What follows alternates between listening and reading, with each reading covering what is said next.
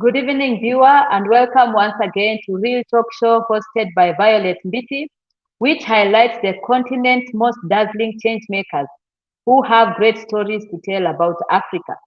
I hope you will join us as we showcase and celebrate African achievements.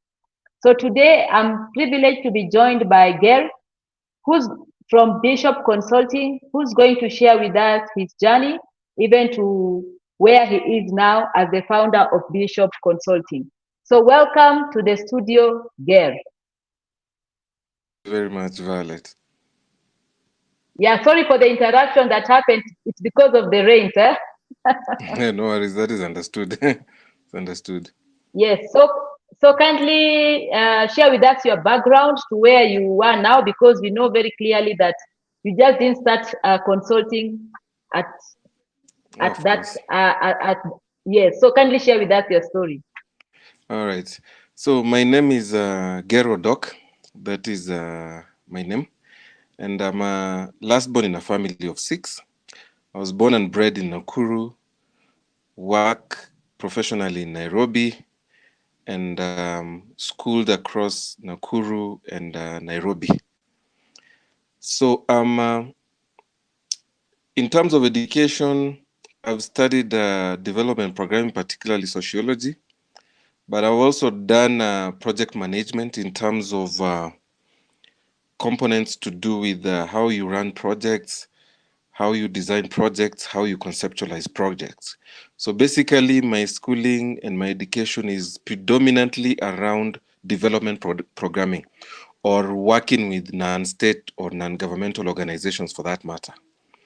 Now, career-wise, I began my career very, very early and in very, very humble way, because my first job, I remember, used to earn 3,000 shillings, and I used to be an office assistant. So I used to do that office assistant work as I was still going back to school. So I used to double up.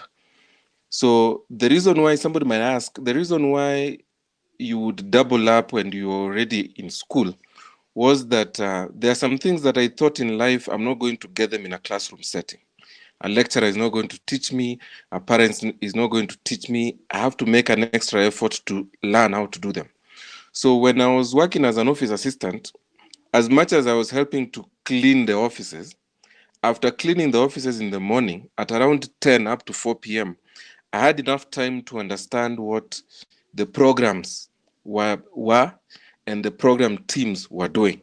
So I could understand how you think around writing a concept, how you write a report, how you defend a concept, all these kinds of things, how you manage a project, how you manage a workshop. So coupling up my practical experience as an office assistant and what I learned in that area, and with the education that I got, I thought that gave me a very, very good platform to refocus more energies in terms of understanding how best to become a development student. Not a practitioner yet, but a development student. So in this job that I used to be an office cleaner, I did it for some years. Of course, there were some periods there was no pay, but I was looking at the bigger picture. The bigger picture was not the 3,000 shillings, because 3,000 shillings was not much at that time. So I was looking at the bigger picture. So I transited from that organization to a different organization, which was based in Nairobi West. It was called Daraja, basically Kiswahili for bridge. And the concept behind that name was that they were bridging people with civic responsibility. How do you marry the two? How are you a citizen and you live up to your civic responsibilities? So at that particular organization is where I honed my skills for public speaking or training or facilitation.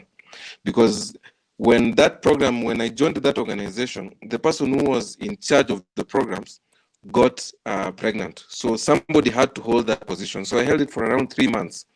And in that 3 months, I would call it baptism by fire, because I had never done it before. But now I had to do it because, number one, I've already picked up interest in my former job on how to do projects. Number two, I'm being paid more money than 3,000 shillings, so I need the money. Number four, this is an opening within the bigger purview of development work that still no one would teach me how to go and do proper and meaningful facilitation. So I thought this was good. Remember, now I was doing civic education as a concept, but I was training people who were in teacher training colleges. So people were already teachers, but now they are developing pedagogical skills to enable them become better teachers. So of course they're better than me. So it requires that every other day was a learning day. I go and make a mistake, I transnite and sharpen it so that tomorrow I don't make it. So I got to understand that as much as even you've gone to school, there's somebody who has not gone to school who can beat you up in something, mentally, of course, not physically, in terms of how they understand the dynamics of life. So that's where I secondly picked up the concept of reading a lot ahead of what is expected of you. So if somebody gives you 100, somebody asks for 100, you opt and deliver 120, so that if the 20 is not good enough, you are still at a very good end. So I stayed in that organization also for quite some time. So of course, I transited from project assistant to project officer. That was a very good transition for me, because remember, in between there, I was still going to school. In between there, I was still making mistakes, but rectifying those mistakes. But in between there, I was getting some skills that probably you would not get in a school setting. So from that point, I again transited. I decided, let me go and look for a different area so that I become a bit broader in terms of marketing myself. So I went into tech, an organization which was known as Iridium Interactive. They were building TB solutions for Kenyatta National Hospital. At that point, TB was very rampant. So they required people who would develop a program and put it in a digital gadget so that people who are in the villages can be able to register TB cases, and then the government would be able to respond. So that was good because it exposed me to tech. So I got to understand how tech works. Of course, it was not my interest, but of course it is good so that you don't look like you're blank when people are talking tech. So I was there for less than a year. Of course, the money was better than my previous jobs, but then the drive, the fire, I'd lost the fire because I was now no longer in my purview. Those things that I used to do, and even when I'm asleep, I would just imagine, how do you run a workshop? How do you train? How do you write? So that was not my area anymore, because now it was tech, algorithms and everything. So I figured, now this is not my area, let me leave. Luckily enough, I got an opportunity to work with ActionAid, but ActionAid in Uganda. And for that opened up the broader concept of working outside Kenya. Because in Uganda, I worked in all the major areas. I worked in Eastern Uganda, which is close to Busia here in Kenya. I worked in Central Uganda, that is the Kampala and the environment. I worked with the Western region, which is where Museveni comes from. I worked in the Northern region, which is where Joseph Kony comes from. So basically, I understand Uganda as good as I understand Kenya. But in those areas, I was not being positioned here and taken here, positioned here and taken here. I was being shuttled around because the ActionAid Uganda management saw that I was able to deliver civic education as a component and movement building as a strategy in the strategy that ActionAid Uganda was having at that particular point. So I work in this office in the East, then they say, we want that Kenyan. Then I go to the other side. So of course I was adding per diem, but of course I was also understanding cultures. So at this point I was able to understand how to work better with women, how to work better with men, how to work better with young people, how to work with children, but also how to respect culture, because Uganda is a different culture from ours. If you're given food, even if you're full, find a way to eat it, because if you do not, you're showing disrespect. So I was there for quite some time. Then I was lucky enough that ActionAid International recommended me to go to ActionAid Zimbabwe, now to do social accountability and movement building. So of course, I'd never set foot in the South. Basically, I'd never left the East African region. So I was there now in Zimbabwe, and I was able to work in the informal setups of two areas known as Epworth and another one known as Chitungwiza. Both of them are in Harare, but they're the equivalent of Kibera, not as big as Kibera, but in formal settings. So you'd imagine the dire situation in those areas, and then it being that it was a country that was operating on the US dollar, life was now much more harder. So much more expectations were put on me. So as much as I was enjoying life in Uganda and working, in Zimbabwe, it was much more of learning new strategies, learning how to engage in terms of partnerships, advocacy, project management, now broadening the scope as such. So I was there luckily for slightly over a year. And then I was able to close, that organization was able to close shop because it was when the former president, the one who died, Mugabe, and the current president were having a tiff. So it became a bit crazy for foreigners to work there. So it was recommended you come and you'll be working virtually from Nairobi, but supporting Zimbabwe. So I said it is good. The money is still going to be there, but still I'm going to be comfortable in my place of birth. So I came back and I did it for some time. I did it for an extra year. And then it was figured that now they're stable, but now you can just support them, but not being paid to support them. So I said that is good. I'd already picked up enough experience. So I stayed in Kenya, looked for a job, and you can, as you very well know, in Kenya, getting a job is not easy. Number one, if you're not canvassing. Number two, if you don't have a godfather. I didn't have either. So I looked for a job, then I said, it's not going to work. So one day, as I was just sitting in the house, somebody called me for a meeting. I remember this gentleman very well. His name was Geoffrey. He called me for a meeting and told me, I'm consulting for something, but I don't have somebody to write for me a report. And I've been seeing on your social media that you are in this country. So I said, can I come and write that report? I'll write it for free. Then he said, no, I'm going to pay you to write it. That is where now I figured, now I'm going to now start my own agency, because this person was already set up. He was working with Coffee International, but he left and went and started his own organization. So I started with him slowly. I used to now write reports for him and still learning how to go through these processes. So when he now transited and moved to Somalia and I could not move with him, I established a Biesshop Consulting. So within Biesshop Consulting, I thought to myself, what is it that I can present to the market that would be very, very competitively interesting to an organization that is set up, an organization that is growing, or a team of people seeking to set up an organization. So I told myself, I'm going to set up an organization that is going to do four particular thematic interventions. Number one is going to be research, monitoring, and evaluation. The reason for this is because a lot of organizations do projects, and these projects are probably 2, 3, 4 years down the line. After that period, the donor wants you to show an evaluation of the value for money. So I thought to myself, I can get somebody to pay me for me to analyze their program over a period of maybe 2, 3 years and showcase to them that whatever you did changed people's lives this way, changed the society this way, brought value this way, and so on and so forth. So that was program area number one. Program area number two was on human rights, human resource and organizational effectiveness. You might be having a very, very good organization, but the structures within the organization do not work very well. For example, if you don't have a system for enhancing your staff capacity, not necessarily paying for them to go to university, but supporting them internally to learn new concepts so that they deliver the mandate of the organization, you're going to be having a very high turnover rate, because either you'll be firing people or you'll not be heightening their salaries. So they'll be feeling desperate and moving out.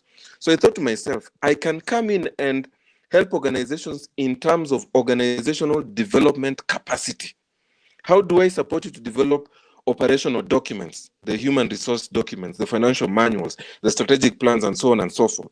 Number two, how do I develop for you a strategy to ensure that your staff work in a united manner? Number two, there is peer support.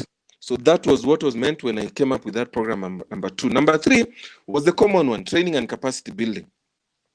You want to run a training. You do not know how to run it, but you know what you want to do. So you call me. You tell me, I want to run this training. I want these people to be trained on the concept of social accountability, for instance. And I want them to be trained either to gain the information, or number two, to become training of trainers. So you tell me which one you want. If you want a TOT, I develop components or a content for a TOT. If it's a regular training for people to understand what social accountability is, I develop the same. So it means that for the TOT is going to be heavy, for the regular training, not very heavy, but highly interactive. So that was the program area number three. Program area number four was public policy and accountability. How do we ensure that citizens interface or interact effectively with the government, more so now that we have devolution as a system? How do we have them participating in elective processes? How do we have them participating in accountability processes? How do we have them participating in legislative processes? So these are the 4 programs that I run within Biesshop Consulting. And luckily enough, I would say luck plus work is that through this organization, I've been able to travel to a lot of countries. I've been able to go to, of course, I mentioned before, Uganda, Zimbabwe, Tanzania, Rwanda, Cameroon. I've also been able to go to Sudan, and Somalia is the most interesting of all these countries because of its dynamics. But also good enough, I've been able to virtually work with organizations in the UK, whereby they just followed up with me and said, if you can support us virtually, it would be very, very good. So that is an organization that I continually support up to now, though virtually, as we speak to this particular point. Now, while this might look very rosy in terms of even the background that I've given, but there are days that I used to feel like, I think I just need a job. I think being self-employed is too heavy, that if I cannot determine where the next rent is coming from, it's a risk. Mm-hmm. But any other thing is a risk, because even if you're working in your 8 to 5, there's a possibility, even in the current day and age, your boss will tell you, tomorrow we are downsizing. What are you going to do? So the essence of what I'm telling you in that particular part is that you might already be working somewhere, but you do not love it. You are just there because of the money. So look at the bigger picture, because if you do something you love, you're going to do it for longevity. But if you do something because of money, if the money runs out, you are going to be stuck. So for me, I cannot be stuck, and good enough, God has been gracious. I've not looked for a job now since 2004. I've not looked for a job, but I've been able to live and pay my bills very well. Of course, the money is not always enough, but it's sufficient enough to take care of my immediate needs. Thank you. Back to you, Vayo. Wow. Incredible, incredible. So now that we are at the point where now you've established Biesshop Consulting, Yes. could you kindly share with us the clients that you've managed to work with over the years? Okay, excellent.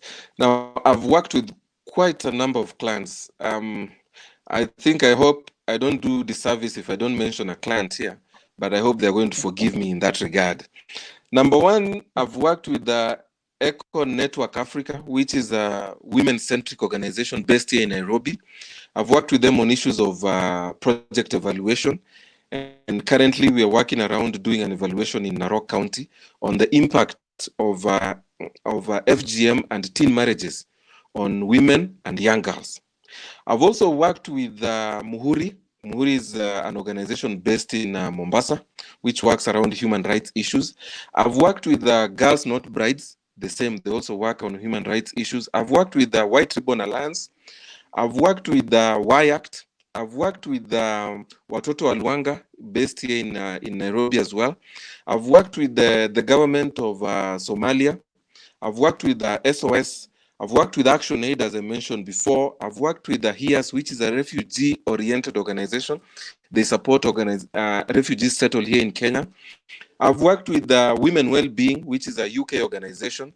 I've worked with the Agents of Peace, which is an organization here in Kenya which supports anti-radicalization and anti-terrorism. I've worked with NIS, Norwegian Institute for NIS, yes, Norwegian Institute for Support in Development, which is based in Somalia. They support the infrastructural development of Somalia. I've worked with Men Engage in South Africa. I've worked with Q Initiative here in Kenya. They work around issues of LGBTQ. I've worked with which other organization have I worked with? I've worked with Y Plus. I've worked with OAY. I've also worked with which other Siasa Place. This one run by Nerima Wako. I've worked with the Civil Society Organizations Network. I think I've worked with quite a number of organizations that I don't think I can even mention all of them. I've worked with the YAT in Zimbabwe. I've worked with quite a number. I don't think I would be able to mention all of them in this call. Yes. And in all of them, of course, in working with all of them, I think the winning formula is that don't look at the money. but look at the profile that you build when you work with them, because they're the ones who are going to tell the next organization that we've worked with him before.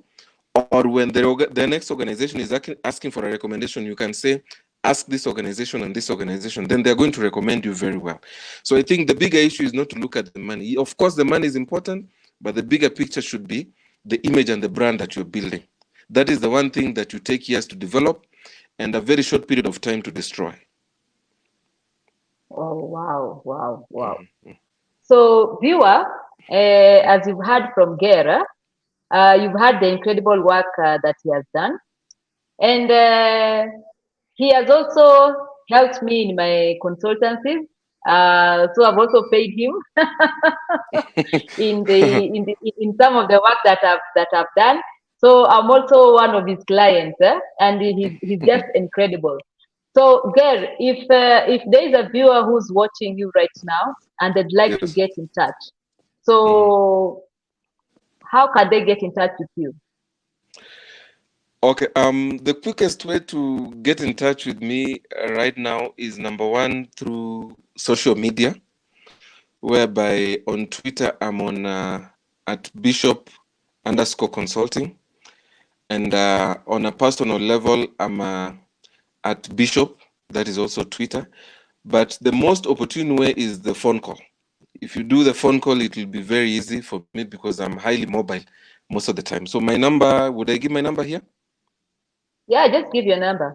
Okay, my number is 0726 383893. That is for Safaricom, and for Airtel, it's 0738 383893. Basically, it's only the prefix that are different, but the rest of the numbers are the same for both Airtel and Safaricom. Of course, there's email, that is Ger Odock, that is GERODOCK at Hotmail. You can reach me there. And currently, I'm in the process of redesigning my website, so I would not mention the website for now, but maybe in another month or less than a month, it should be able to be up. So at that point, probably you can be able to see the link within either my WhatsApp, my Twitter, or my email. Wow, nice, nice. So, viewer, kindly get in touch with Ger if you are in need of his services. So, Ger, we wish you all the best, even in your future endeavors, and looking forward to working with you more. Thank you, Violet. Of course, it's a small world. You never know who you meet now. You might meet them again in future. Similarly, no one knew that at some point when I was working with you, you are going to leapfrog me and become a doctor, as I'm still walking around in this world. So congratulations for that matter, Dr. Violet Mbiti. Oh, thank you. And yes, that's an achievement. Thank you. So I'd like you to maybe give your closing remarks. Maybe there's someone out there who's given up on life because maybe they haven't found any work, or just issues here and there. So what word of encouragement would you have even the youth that is watching that is unemployed, or who was employed but was laid off? Right. Kindly speak to that person right now. I think I look at it opposite. I think that if you don't have a job and you're struggling now, you are even in the better place than somebody like me or somebody like Violet, because now you have a very, very much more pressing need to be able to perform for your own self than for anybody else. But that's number one. Number two is that while you're in that position where you think things are not working and you've been trying, for example, you've been applying for jobs, you're not getting them. You've been applying, you're not getting them. Every other application is a signature that you are doing things differently, because the application you did yesterday is not the application you're going to do today. There's something you're going to change. So any other change that you make, of course, is going to be recognizable. So at some point, you're going to get it. The moral of the story is that be consistent. Forget about any other thing. Be consistent. And don't worry where you start from. Remember, in my starting point, I mentioned that I started off as a cleaner. Normally, I give people that story and they cannot believe it, because why would you start as a cleaner and you had that opportunity? But I was looking at it that If I'm going to get something that I cannot get even if I go to school, then I'm going to do it. So that's why I started there. So start from your humble beginnings. Don't despise anything. Then use your time effectively. Any other minute that you lose is a minute gone. Use your time effectively and always endeavor to learn. There's no day that you're not going to learn. Learn every day. Then lastly, do two things for your own sake. Even if you're employed, even you're a professional or anything, get two people in your lives. Get a mentor and get a coach. A mentor is going to show you where you are going. A coach is going to push you to strategically walk that path so that you reach where you're going. Get those two people. Even me, I have them up to now. There are days you're going to feel like things are not adding up, that you feel like I'm just giving up. That's when you call your mentor, so that he builds up that spirit that you had initially. There are days that there are some things that you don't understand how to go about. Don't struggle and give up on that one. Call your coach. Tell him this is the situation. How best can I go through this process? They are going to help you. Those are the two things that I can tell you to do. And of course, set a time frame. Any other goal that you have that you're not working around is a goal which is going to manifest itself in frustrations. Because if you're in March currently and your goal was set up in January, and up to now you don't see evidence of any progress you're making, and in December you end up like that, then it means mental health is going to catch up with you. Suicide is going to catch up with you. Drug use is going to catch up with you. So set a plan, put that plan in motion, and work around it. Lastly, don't sleep a lot. 3 hours, 4 hours for somebody who wants to build a career is enough. I do 3 hours and I'm okay. Right now, if I finish this call, I'm going to settle down and catch up with my kids from school. Then once they sleep at 9, I also sleep and then wake up at midnight and work up to at around 4. I don't have anything that is pushing me right now, but I need to read ahead. I need to look for that new project that I need to do. I need to do something else different that makes me better today than it was making me yesterday. So thank you. That's what I can say. I hope it's not too much pressure that I've put on your viewers, Vio, but pressure is good, especially if it's pressure that is driving you forward. Wow, wow, wow, wow, wow. Thank you so much for the word of encouragement, Ger. Yes. And I'm also personally encouraged and to continue pushing more. You know, sometimes even in our line of work, sometimes you feel like, oh, it's too much. These deadlines are too much, but you just have to keep going. You have to be consistent and also learn from the best. Yes, yes. Every other day is a learning day. Okay, thank you, Ger, and I wish you well even in your endeavors. Thank you so much, Vio, for having me, and thank you also for your viewers. Asante sana. So, viewer, we've come to the end of the show. So, join us next time, even as we host another incredible change maker from the African continent. Thank you.